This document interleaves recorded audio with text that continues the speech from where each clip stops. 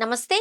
ఈ సువిశాల విశ్వంలో కేవలం మనుషులే కాదు ఇతర జీవులు కూడా ఉన్నాయి అని చాలా మంది ఖగోళ శాస్త్రవేత్తలు నమ్ముతారు.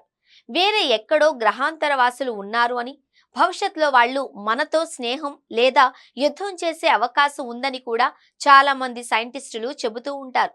ఈ విశ్వంలో ఏలియన్స్ కోసం కొన్నేళ్లుగా మనం వెతుకుతూనే ఉన్నాం. ఇప్పటికీ ఏలియన్స్ ఉన్నారు అనే ఒక స్పష్టమైన ఆధారం దొరకలేదు. కానీ ఖచ్చితంగా ఏలియన్స్ ఉన్నాయి అని మాత్రం చాలా మందిలో బలమైన నమ్మకం ఉంది.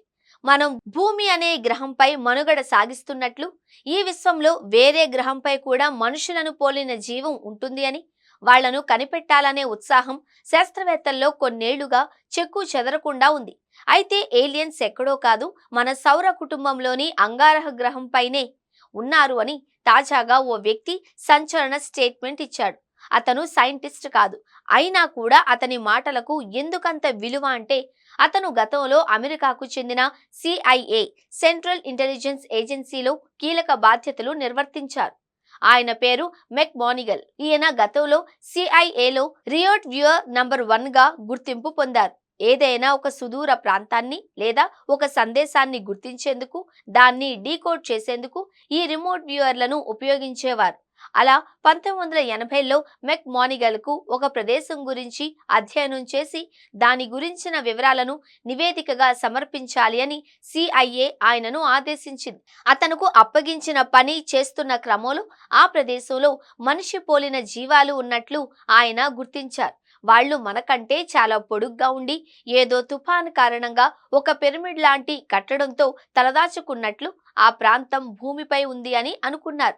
కానీ ఇదే నివేదికను పరిశీలించిన నాసా ఆ ప్రదేశం అంగారక గ్రహంలో ఓ ప్రాంతాన్ని పోలి ఉంది అని నిర్ధారించింది. దీంతో అంగారక గ్రహంపై గతంలో ఖచ్చితంగా జీవం మనుగడ సాగించింది అని మెక్ మోనిగల్ విశ్వసిస్తున్నారు.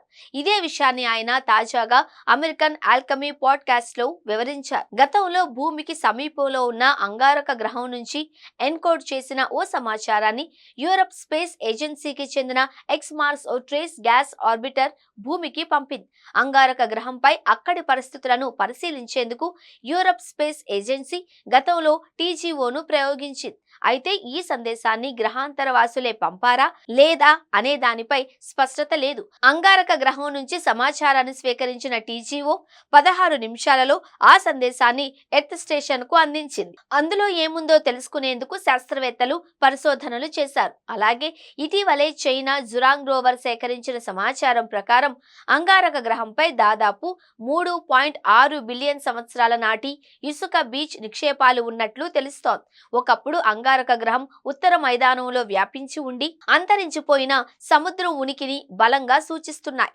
వీటన్నింటిని బట్టి అంగారక గ్రహంపై ఏలియన్స్ ఉన్నాయనే విషయాన్ని చాలా మంది విశ్వసిస్తున్నారు.